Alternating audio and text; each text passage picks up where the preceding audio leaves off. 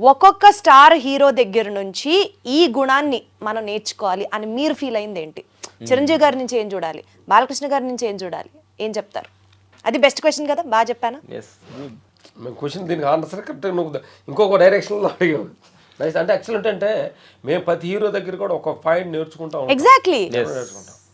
చిరంజీవి అన్నయ్య కంపోజ్ చేస్తుంటాం, అంత వేరే మాట్లాడుతుంటాడు, ఫ్రెండ్స్ తోటి చైర్లు కూర్చొని మాట్లాడుతుంటాడు, లుక్ మొత్తం చేసే పని మీద చదువుతుంటాడు, కంపోజ్ మీదే. మనం ఆయన చూడలేదు కావాలి, అన్నయ్య ఎట్ట వచ్చింది ఎట్లా పర్లేదు కానీ అంటాడు, టక్కని చేస్తాడు. అది అంటే ఆయన ఎక్కడుండా పని మీద దృష్టితో ఫోకస్. అది మెగాస్టార్ అంటే.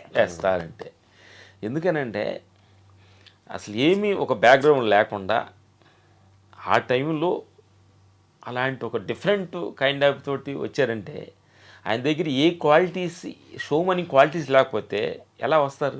కరెక్ట్.